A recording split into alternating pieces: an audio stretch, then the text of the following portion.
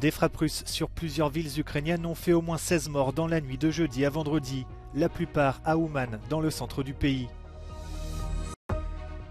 Des dizaines de milliers de personnes ont fui le Soudan depuis le début du conflit, une situation compliquée à gérer pour le Tchad voisin. Début d'une visite officielle de 2 jours pour le pape François à Budapest. Il rencontre ce vendredi le Premier ministre hongrois Viktor Orban. Des frappes russes sur plusieurs villes ukrainiennes ont fait au moins 16 morts dans la nuit de jeudi à vendredi. La plupart des victimes se trouvaient dans un immeuble résidentiel de la ville d'Ouman, situé dans le centre du pays. Le ministre ukrainien de l'Intérieur s'est rendu sur place pour constater l'étendue des dégâts. За попередніми даними 109 осіб, 46 квартир, 27 повністю знищені. Проводимо поквартирний обхід навколишніх будинків. Хочу сказати, що постраждало і пошкоджено близько 10 багатоповерхових будинків. І кожну квартиру ми маємо зайти для того, щоб пересвідчитись, що немає або поранених, або загиблих. 4:30 відчули вибух. Спустилися, побачили, що машина вже не може їхати, абсолютно побита. Після того прийняли рішення об'їхати, потім повернулися. Було 2 дуже сильних взриви. Les frappes russes ont également fait 2 morts, une femme et son enfant, à Dnipro. L'armée ukrainienne dit avoir abattu une vingtaine de missiles et de drones. La Russie affirme de son côté avoir visé des objectifs militaires. Quelques heures après ces attaques, le président tchèque Petr Pavel a rendu hommage aux victimes de l'invasion russe lors d'un déplacement à Boutcha.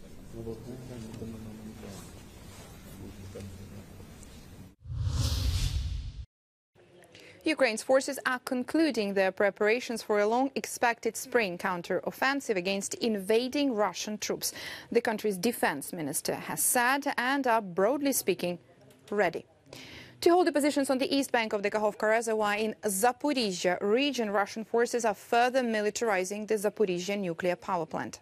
The UK Ministry of Defense reported that satellite imagery shows that Russian forces have constructed firing defense positions on the roofs of several reactor buildings at the Zaporizhzhia nuclear power plant, the largest in Europe.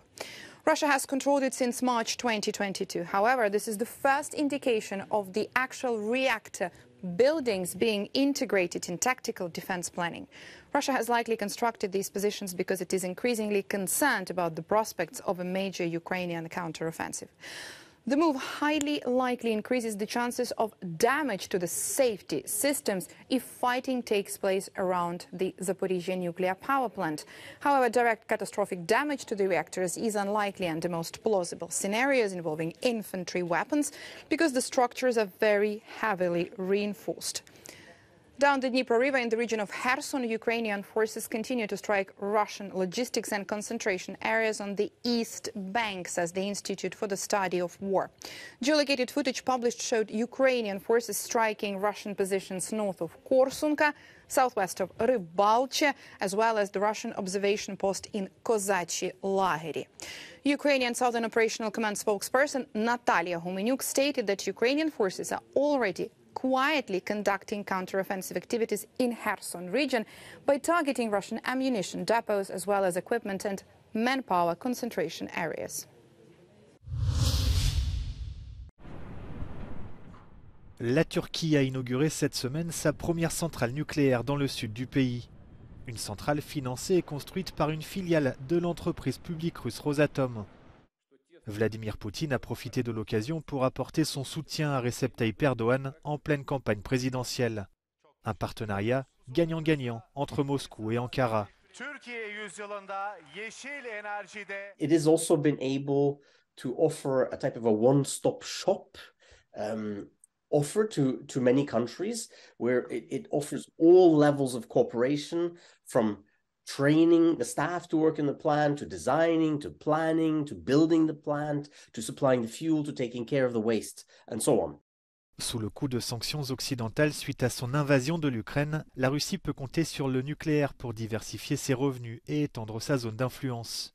Le site d'Akuyu accueille l'une des 36 centrales de Rosatom, construites ou en cours de construction en dehors de la Russie. Rosatom, the Russian state nuclear company and its daughter companies, are big sources of income for Russia. Also into the future, if they are able to continue with the work that they have been doing so far. And it also offers channels for creating dependency, creating strong links at many different levels between Russia and many countries around the world. Selon cet expert, le développement du nucléaire est l'une des manières pour la Russie de contourner les sanctions sur le gaz et le pétrole. Russia is quite good at getting around and adapting to sanctions. And often Western actors overestimate the impact of sanctions and are not active enough in implementing sanctions and in tightening them to really stop Russia. So if the West wants to stop Russia, it probably needs tougher sanctions. Au Soudan, le cessez-le-feu expirait la nuit dernière. Il a été renouvelé pour 72 heures. Sera-t-il appliqué cette fois? Il n'a pas empêché la capitale Khartoum d'être pilonnée en continu ces derniers jours, avec des combats particulièrement violents ce jeudi. La lutte pour le pouvoir oppose deux généraux, l'armée du général Abdel Fattah al-Burhan contre les paramilitaires des FSR, les forces de soutien rapide du général Mohamed Hamdan Daglo. Les combats se déroulent à Khartoum, mais aussi dans d'autres régions, notamment au Darfour, dans le sud. Les Nations Unies alertent sur le sort des nombreux enfants qui y souffrent de malnutrition aiguë. Des centaines de milliers de personnes fuient la violence et se réfugient chez leurs voisins, en Égypte, en Éthiopie, au Tchad. Les affrontements ont fait au moins 500 morts et des milliers de blessés depuis le 15 avril.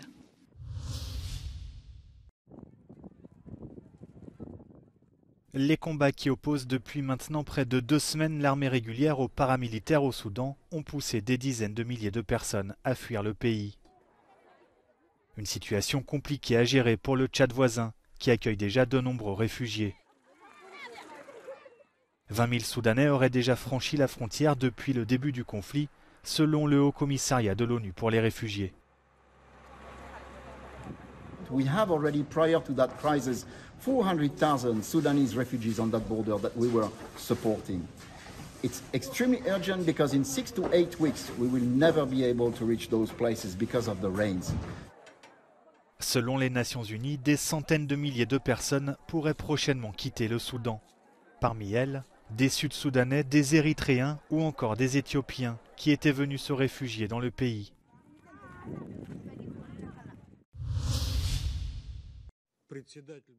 Pas de concession sur la reconnaissance de l'indépendance du Kosovo et aucune chance d'entrer à l'ONU. C'est ce qu'a affirmé le ministre serbe des Affaires étrangères lors d'une session du Conseil de sécurité des Nations Unies ce vendredi. Želim jasno da kažem u ime Republike Srbije da Srbija ne može i nikada neće priznati jednostrano proglašenu nezavisnost Kosova. Niti će prihvatiti i glasati da Kosovo postane članica Ujedinjenih nacija. Cette déclaration a été faite après une nouvelle escalade provoquée par les élections dans le nord du Kosovo à majorité serbe. Des Serbes qui ne reconnaissent pas l'autorité du Kosovo et qui ont donc massivement boycotté ce scrutin.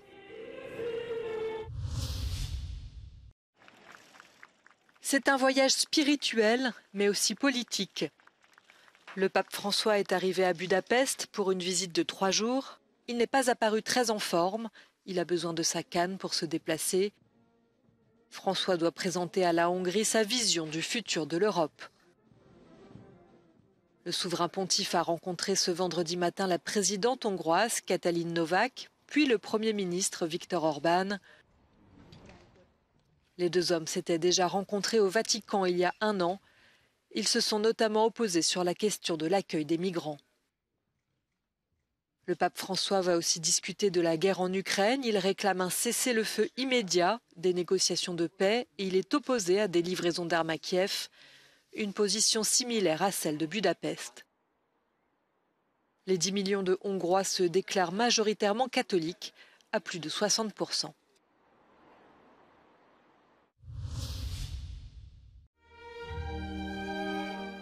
Une nouvelle statue de cire sera présentée ce samedi dans le musée de Madame Tussauds à Londres. Celle de la future reine Camilla, épouse du roi britannique Charles III. La sculpture de la reine consort est habillée d'une robe portée par la princesse lors de la dernière réception annuelle, ainsi que des répliques des bijoux qu'elle portait en hommage à la reine Elisabeth II. Le personnage de cire se trouvera dans l'attraction The Royal Palace, à côté de celui de son mari.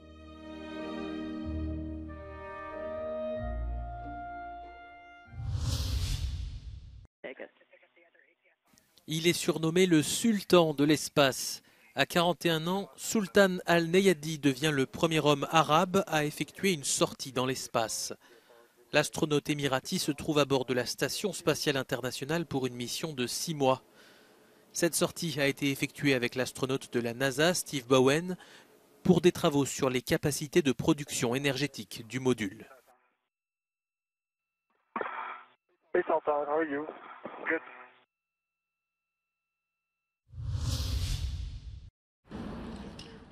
La réserve fédérale américaine a reconnu ce vendredi que des ratés dans son organisme de supervision avaient joué dans la faillite de la Silicon Valley Bank. Soulignant que l'établissement financier a été incapable de gérer ses risques, la Fed a reconnu ne pas avoir pris les décisions appropriées une fois ces risques connus. La faillite de la Silicon Valley Bank a fait trembler le système bancaire des États-Unis pendant plusieurs semaines et continue d'avoir des répercussions.